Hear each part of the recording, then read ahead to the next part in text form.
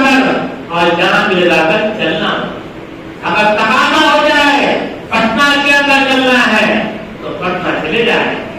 اگر تقاضا ہو جائے بمبئی چلنا ہے دلی چلنا ہے وہاں سے وہ کیسے کرتے ہیں؟ سیدنا ابوبکر صدیق رضی اللہ تعالیٰ عنہ مسجد نبوی میں بیٹھ کر کے پورے علاقے کا جو ہے خلیفۃ المسلمین بیٹھے ہوئے پڑھے ہوئے ہیں. سیدنا عثمان غنی رضی اللہ تو کس مقصد کے تحت آپ کا آگمن ہوا یہاں پر؟ یہ جمعیت علماء بلاک مغربی فارغ سگن جگہ انتخابی عمل تھا اور الحمدللہ یہاں پر سیکریٹری کا چناؤ ہوا ہے اور صدر کا بھی چناؤ ہوا ہے. ان کے علاوہ تقریباً 21 آدمی پر جو ممبران ہے سب کا انتخاب ہوا ہے. آپ اپنا پریچے دیں گے سر؟ محمد نصیر الدین قاسمی صدر جمعیت علماء ضلع ہے. آج ہم لوگ جو ہے ایسے لوگوں کو ذمہ دار بناتے ہیں جن کو نہ کھڑے ہونے کی پیشہ کا ڈھنگ معلوم ہے نہ سلام کا طریقہ معلوم ہے. وہ ہمارے اس وقت لیڈر اور نیتا بنتے ہیں اور ہم پیچھے رجوع کرتے ہیں. یہ ہماری جو ہے بدنصیبی ہے. پورا علاقہ آج تقریباً جو ہے ہمارے کہیں کہیں افراد زیادہ ہے مگر جب نوبت آتی ہے یاد رکھیے گا جنہوں نے خدا کے حق کو ادا نہیں کیا اللہ کے حق کو نہیں پہچانا قسم خدا کے قیامت کے 10 تاریخ تک ہو کسی انسان کے حق ادا نہیں کر سکتا اور حق نہیں پہچانا. کے لوگ شریک ہوئے جوگبنی سے لے کر کے اور چندہ موہن ادھر مرزا پور پنچایت بہت دور یعنی کہ عربی پرکھنڈ جہاں تک ہے وہاں تک کے لوگ آئے سبھی لوگ آئے. بہت اچھی بات ہے. اصلاح معاشرہ کے پلیٹ فارم سے کام کیا جائے گا. یہ انتخابی پروگرام تھا الحمدللہ اختتام پذیر ہو گیا. جس میں صدر سیکریٹری اور خازن سرپرست وغیرہ کا چناؤ ہوا.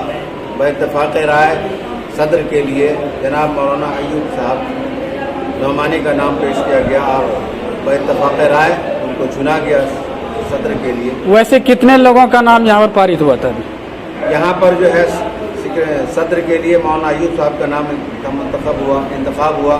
سرپرست کے لیے مولانا ذاکر کا نام انتخاب ہوا اور سیکریٹری کے لیے حضرت مولانا شعیب صاحب مظاہری کا نام منتخب ہوا اور اس کے علاوہ خازن کے لیے مولانا مرتضیٰ صاحب کا نام. اس کے علاوہ 4 صدور اور 4 سیکریٹری کا نام نائب صدور اور نائب سیکریٹری کا نام.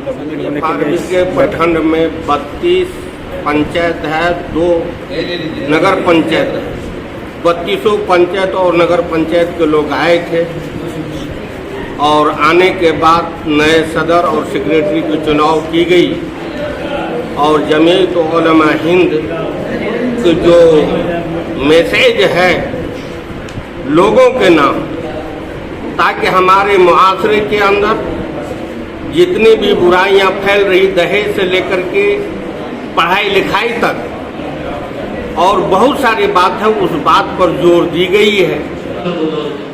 ہم سبوں کو جمعیت علماء ہند سے جڑنا چاہیے لنک لگانا چاہیے. اس طریقے سے آج تبلیغی جماعت کے اندر آپ جاتے نہیں جاتے؟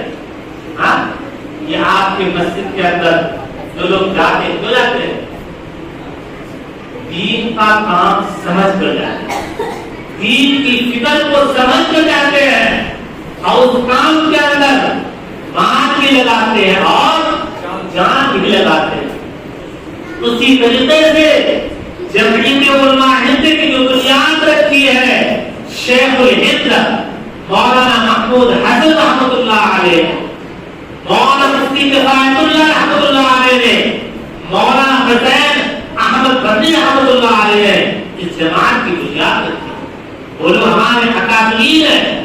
اسی لیے جماعت کے اندر دین کی فکر کو لے کر جڑنا ہوگا اپنا مال بھی لگانا ہوگا اور اپنی جان بھی لگانا ہوگی. اگر تقاضا ہو جائے کہ اریا کے اندر 150 آدمی کو چلنا ہے تو وہاں پر مال بھی لگا کر اور جان بھی لگا کر چلنا. اگر تقاضا ہو جائے پٹنہ کے اندر چلنا ہے تو پٹنہ چلے جائے. اگر تقاضا ہو جائے بمبئی چلنا ہے دلی چلنا ہے وہاں چلے جائے. اور ذہن میں کیا بڑھائیں گے کہ دین کے کام میں خرچ کر رہے ہیں نہ کہ یہ سب ہے کہ آپ کو کون فائدہ مل رہا ہے. اس سے ملنے سے کیا کیا فائدہ ملتا ہے؟ وہی فائدہ ہے کہ مولانا اشرف ندوی کی جو آواز ہوتی ہے وہ ایک کی آواز نہیں ہے، وہ پورے ہندوستان کے کروڑوں مسلمانوں کی آواز بن کر تب مولانا اشرف ندوی